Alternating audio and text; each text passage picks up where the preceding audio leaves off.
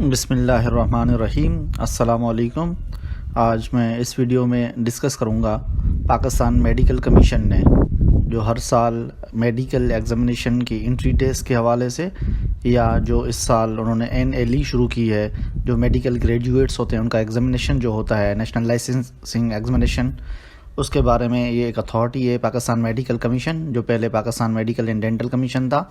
उन्होंने एक नया सिलेबस 2021 के लिए MDCAT के लिए अनाउंस किया है। उसके बारे में इस वीडियो में इंशाल्लाह इसमें जितनी भी चेंजिंग्स आई हैं पिछले एक सिलेबस से लेके इस सिलेबस में, और इसमें नई कौन कौन सी चीज़ें हैं उसको हम डिस्कस करेंगे। सबसे पहले हम बात करते हैं कि जिन लोगों को ये सिलेबस डाउनलोड करना है उनके ये दो तरीक़ेकार हैं। एक तो मैं डिस्क्रिप्शन में लिंक दे दूंगा, आप वहां से जाके अपना सिलेबस डाउनलोड कर लें। दूसरा ये कि आप यहाँ पे इसमें गूगल में जाके PMC लिखेंगे, pmc.government.pk लिखेंगे या पाकिस्तान मेडिकल कमीशन लिखेंगे तो ये पेज खुल के आ जाएगा।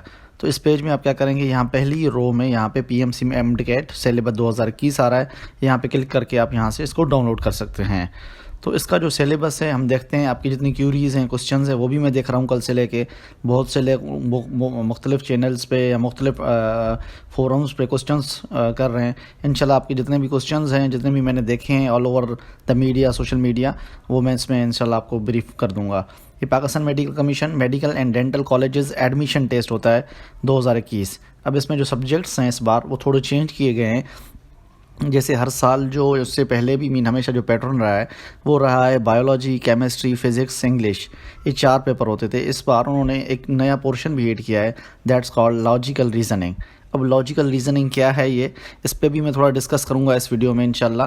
और उसके अलावा MDCAT ने अपनी जो है इसकी आप इसमें अपना अकाउंट बना सकते हैं अभी से ही। अगर कुछ लोगों को ये होता है ना आखिरी दिनों में जाके प्रॉब्लम हो जाता है फॉर्म फिल करने में, अकाउंट क्रिएट करने में, उन्होंने अभी से एक पोर्टल खोल दिया है कि जो कैंडिडेट्स MDCAT इस साल एंट्री टेस्ट देना चाहते हैं मेडिकल एंड डेंटल कॉलेजेस के लिए, वो अभी से ही अपना प्रोफाइल बना दें इस पर। तो अगर बनाना चाहें तो कोई इशू नहीं बनाना चाहें फिर भी कोई प्रॉब्लम नहीं है।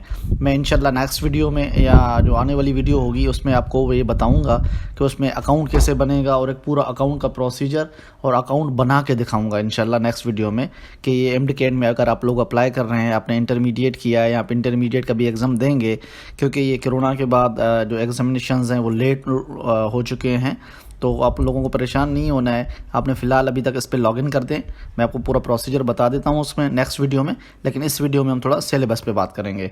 तो सिलेबस में सबसे पहली जो चीज़ है, इसमें उन्होंने कोर्स ऑफ कंटेंट या टेबल ऑफ कंटेंट्स दिया है कि इस जो फाइल है, ये पूरी जो फाइल दी गई है उसमें कौन कौन सी चीज़ें हैं। उसमें उन्होंने सेक्शन दिए हैं, ये 8 सेक्शन है सॉरी। पहले में है प्रेम्बल कि उसमें जो खुलासा होता है या जो इंट्रोडक्शन होता है कि इसमें होगा क्या, हुआ क्या है, वो होगा। और फिर उसके बाद स्ट्रक्चर है, वेटेज क्या होगी और डिफ़िकल्टी लेवल्स क्या है। इस वीडियो में हम ये दो चीज़ें ये डिस्कस करेंगे, प्रेम्बल या structure, weightage and difficulty levels, और उसके अलावा जो आपकी लॉजिकल रीज़निंग है वो इसमें डिस्कस करूंगा मैं।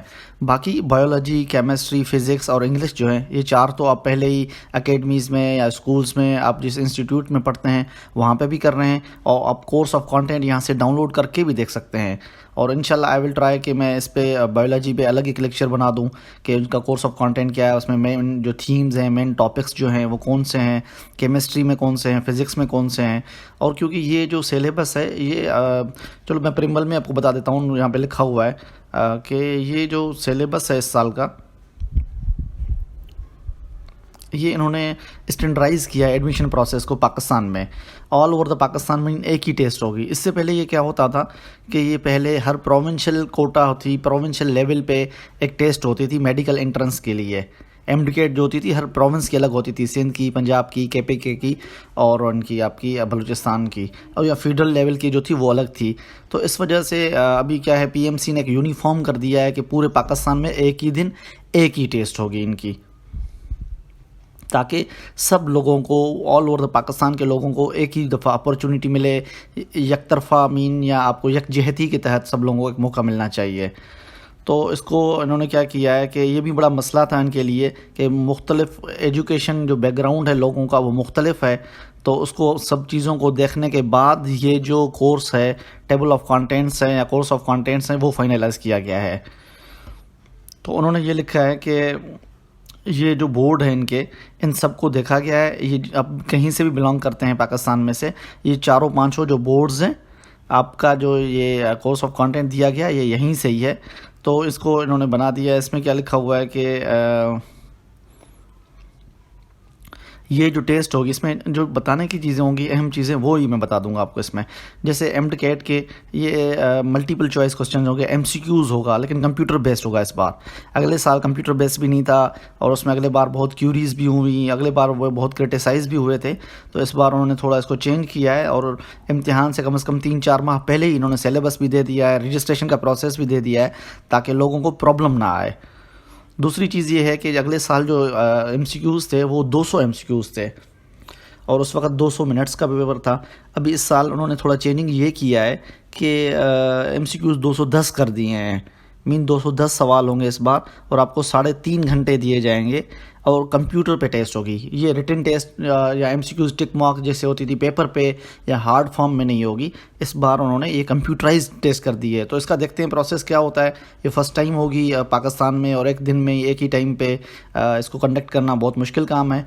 लेट्स सी के पीएमसी क्या करती है इसके बारे में। और मिनिमम पासिंग मार्क्स जो है वो इन्होंने थोड़ी बढ़ा दी है। लास्ट ईयर जो थी वो 60% थी, अब इस साल उन्होंने 65% कर दी है। और नेगेटिव मार्किंग ये लास्ट ईयर भी नहीं थी और इस साल भी नहीं है। इससे पहले जो सिलेबस होता था, जो प्रोविंशियल कोटा पे होता थी एमडीकेट, उसमें नेगेटिव मार्किंग भी होती थी। तो थोड़ा चेंजिंग है इसमें। ओवरऑल ये अच्छी चीज़ है कि एक यूनिफॉर्म बनाया गया है कि सब लोग जो है ऑल ओवर द पाकिस्तान, चाहे वो सिंध के इंटीरियर के इलाके से हो या केपी के वो हार्ड एरियाज से हो, वो पहाड़ी इलाके से हो, सबके लिए एक ही टेस्ट होना चाहिए। तो इसमें ये जो सब्जेक्ट्स हैं उन्होंने उनको परसेंटेज भी दे दी है।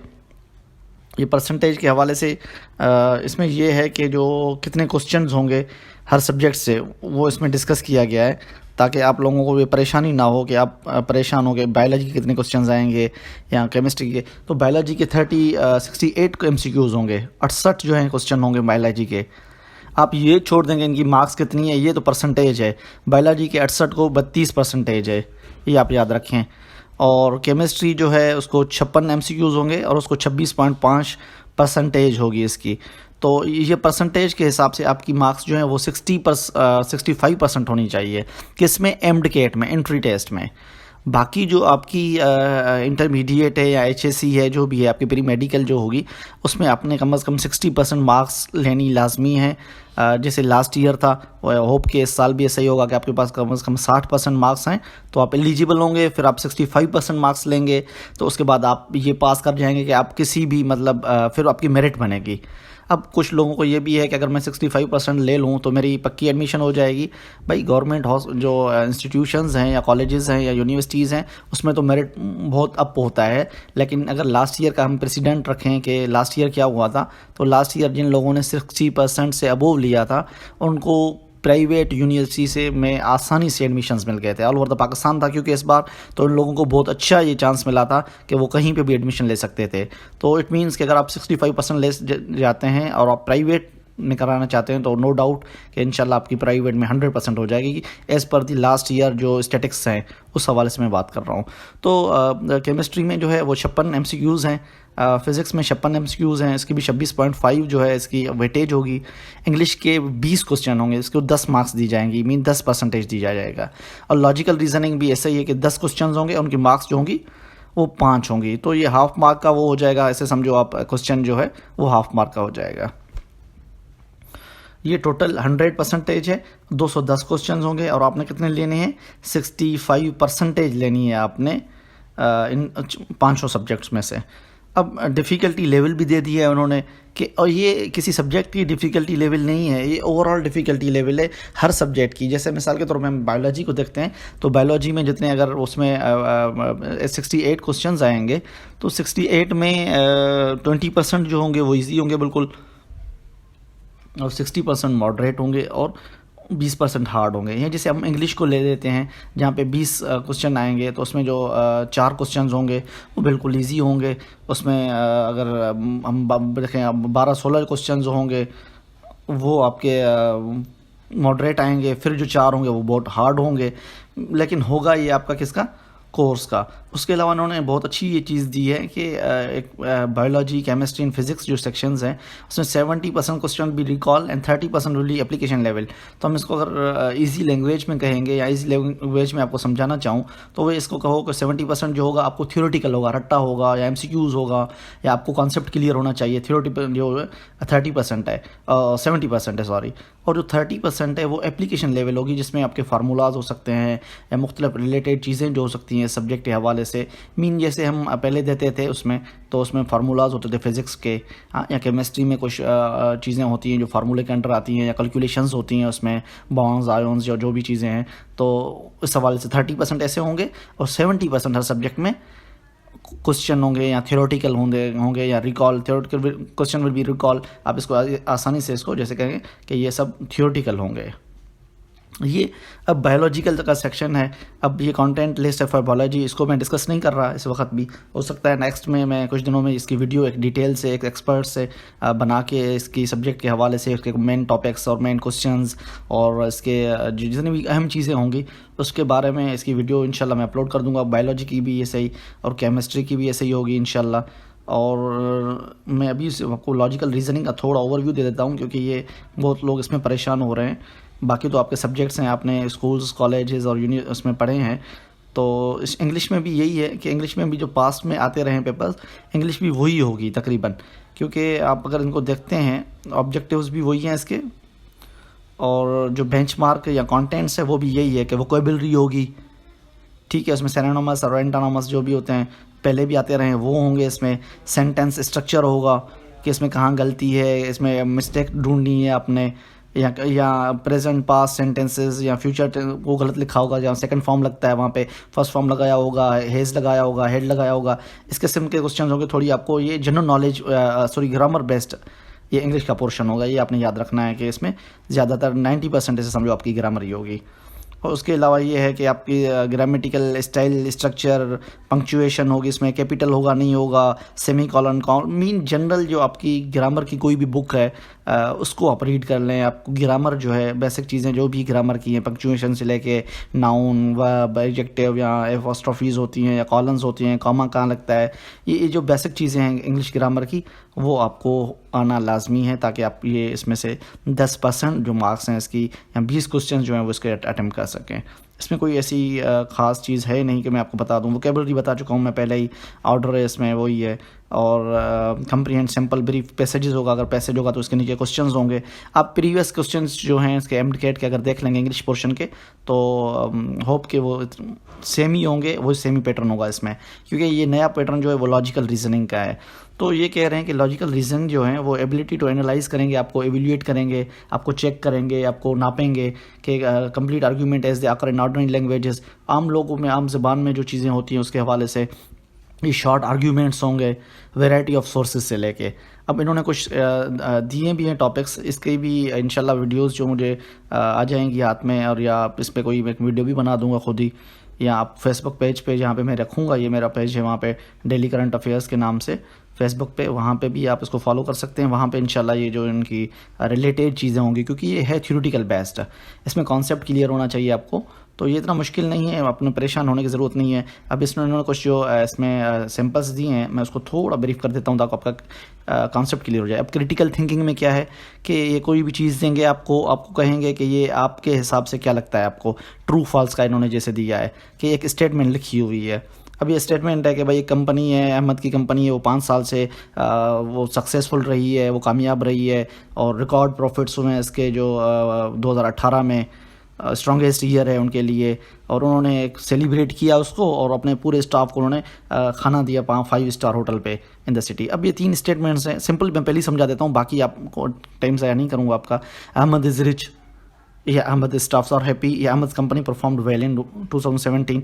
अब रिच की यदि बात तो है ही नहीं इसमें, क्योंकि ये दोनों चीज़ें जो है इसकी कंपनी के बारे में और स्टाफ के बारे में था। अहमद की वेल्थ या ज़रूरी नहीं है कि इसमें इतना रिच है या नहीं है, वो डिस्कस नहीं है। तो इसमें जो फॉल्स है उसको या इसको कहे प्रॉबली फॉल्स हो सकता है, वो अहमद रिच हो सकता है।